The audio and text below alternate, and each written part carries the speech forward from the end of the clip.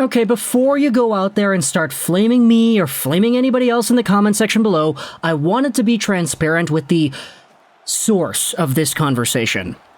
Because last time we had talked about a Grant McCagg Twitter thread. Yeah, Grant McCagg is a former scout. He is a Twitter personality that goes out there and talks about prospects.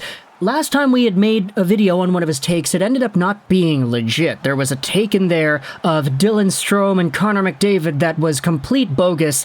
It was a falsified tweet, it was not real, it was fake, and we made a video about it as if it were real, which is my mistake. I didn't do my research properly. This time, however, I'm going to go out there and say that I think this one is legit. And the reason I think it's legit is because even though the only thread that we're referring to and making this video about is coming from a screenshot, if you go out there and you search the words in this screenshot and you put in the Google machine, you do end up seeing some tweets that have this little thing included within it. And if you go over to what is allegedly the link of this exact tweet, you'll find that it's been deleted. Now, deleted tweets don't actually remove things from the internet. There still are some other forum posts that go out there and link this same tweet saying, yeah, no, look at how ridiculous this is. But what I wanted to do was go over to Grant McCagg's tweet talking about Auston Matthews of the Toronto Maple Leafs and Jesperi Kotkaniemi, baby. Let's go! What a conversation to be having here. We're going back over to August 15th, 2020. So literally 2 years ago.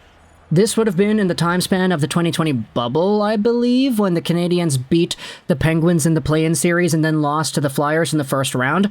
But the Toronto Maple Leafs franchise superstar first overall pick from 2016 is going up against a third overall Montreal Canadiens draftee in 2018 that a lot of people were surprised about. This is the old and presumably deleted tweet that I'm referring to. I made this evaluation 2 years ago in 2018, and Leafs fans almost imploded. But I still think it holds true, Grant McCagg says. Kotkaniemi may prove to be as valuable to his team as Matthews is in his prime. Auston is a better skater, and he's a better shooter. He will score more goals without question. He's an elite sniper. And then the next part in this tweet is actually cut off. However, the reason I think this is a lot more real than the previous Strome versus McDavid thing that we had talked about earlier is because if you Google this same sentence, I made this evaluation 2 years ago when Leafs fans almost imploded, you'll find that this Grant McCagg thread has actually been posted onto other platforms. Here's twunroll.com, which seems to be a Twitter summarizing website that went out there and had this same sentence, and presumably also has the next few tweets that McCagg included in this same thread.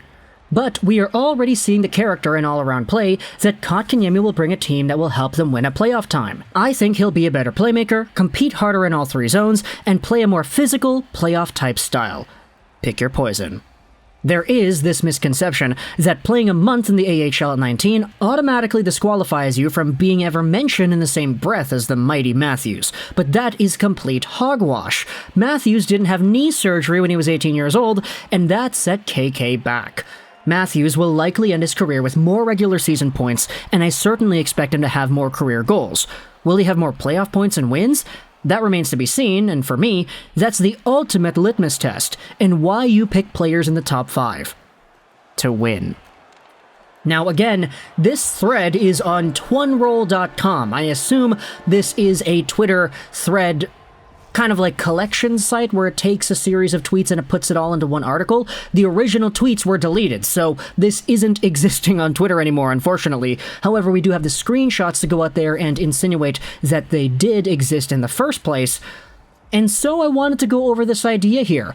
Auston Matthews and Jesperi Kotkaniemi, and how KK might actually be a player that is of the same magnitude of value to his hockey team as the mighty Matthews. Now, Jesperi Kotkaniemi, after this Twitter thread was published in the summer of 2020, went out there and had 20 points in 56 games played in the 2020-2021 season. He then had 8 points in 19 games as the Canadiens went to the finals, and then he signed the offer sheet. Going over to Carolina, he's got a long-term deal now after that one-year offer sheet contract expired. He had 29 points in 66 games played and 2 points in 14 games in the playoffs as the Hurricanes made it to, what was that, round 2? But the thing is, if you're going off of what Grant McKegg initially said, not necessarily that Jesperi Kotkaniemi is going to be a better compete player or a better passer than Matthews or whatever. If we go over to the individual point he tries to make about playoff wins, I mean, Jesperi Kotkaniemi has already got Matthews beat by a pretty significant margin. Take a look at the play-in series win for the Canadiens in 2019-20 against the Pittsburgh Penguins. Okay, that's one series win. You go over to the next season. Montreal plays off against Toronto, guess what? They win. Montreal then plays off against Winnipeg, guess what? They win. Montreal plays Vegas, they win. They lost in the finals, but they still won 3 playoff series in that playoff run.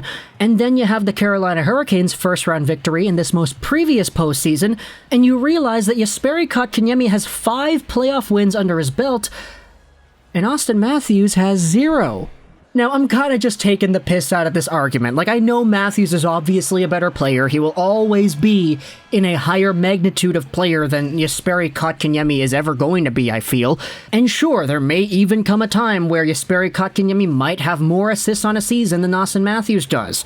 But at the end of the day, when it comes to value, when it comes to helping your team win, I'm taking the guy that can score 51 goals in a span of his own personal 50 games, rather than a player that plays bottom 6 minutes on a stacked Carolina team, maybe in a pretty good and two-way capable fashion.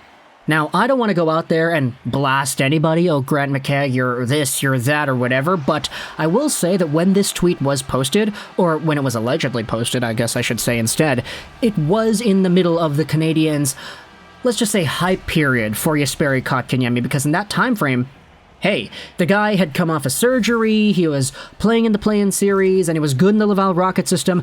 We've been making videos about Kotkaniemi ever since the guy was drafted, and always there was this idea saying that, yeah, if everything works out, everything, the playmaking, the passing, the stride, the offensive awareness and everything, he could be a player that is as good as an Anze Kopitar, if everything goes right.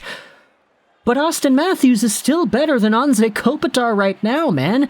Like, I don't know, maybe Grant McKegg was just going out there trying to appease the Montreal Canadiens fan base, that in which he has built a following of over the last few years and a bit. It's actually kind of funny if that's the case, because this previous season he went out there and pissed a lot of Canadiens fans off with his assessment of Shane Wright versus Juraj Slafkovsky. But either way, Auston Matthews is a superstar, one of the best players in the entire league. He had 106 points in 73 games the most previous season, and despite the fact that Jesperi Kotkaniemi might have 5 more playoff series wins than Matthews does in his career, Auston Matthews in the postseason in the NHL has 33 points in 39 games, a .85 points per game number. Jesperi Kotkaniemi, on the other hand, has 14 points in 43 games at a .33 points per game. I'm sorry, man, you could go out there and say all you want about two-way stability, playoff style, whatever, but you win hockey games by scoring goals, and Auston Matthews does that a lot better. He helps goals get scored by playmaking a lot better than KK does, and even in the postseason that has proven to be the case 110%. So maybe this Twitter thread by Grant McKegg was deleted for a reason. I don't know. I feel like when Grant McKegg was getting all piled up on when it comes to hockey Twitter and everything, with all the old takes that he might have just gone out there and deleted a few of them. The Dylan Strome, Connor McDavid tweet was not real because he went out there and said that that was not real, but the Kotkaniemi Matthews thing, yeah, I don't know. This one has been kind of circulating around for a while, and when you see the Google results of the same quotes and you actually see that there is primer to this sort of conversation that exists on the internet, it makes me think a lot more that, yeah, maybe this was a legit tweet that McKegg is just kind of trying to run away from. But I don't know. If that's the case, I don't want to go out there and, like, harp on the guy. Like, whatever, he had a bad take. It's cool. Who cares? Let's just make a video about it for entertainment purposes because it's the off-season and there's nothing else to talk about. And I know a lot of Canadiens fans probably did like the McKegg assessment of everything 2 years ago because, heck, there are 77 likes on this tweet right here, according to the screenshot. So maybe there were some optimistic Canadiens fans going out there and saying, yeah, no, I like that assessment. I want this guy to be better than Matthews. I think he can be. I think Kotkaniemi can be a better player, a more valuable player overall than Mr. 51 and 50 himself. I don't know. Talk to me in the comments on your thoughts about Auston Matthews versus Jesperi Kotkaniemi. I will say this as well, don't go out there and try to give Grant McKegg a bad time. I'm just kind of making this video in jest and for fun. So talk to the comments on your thoughts about the idea itself. I hope you enjoyed this video. And bye.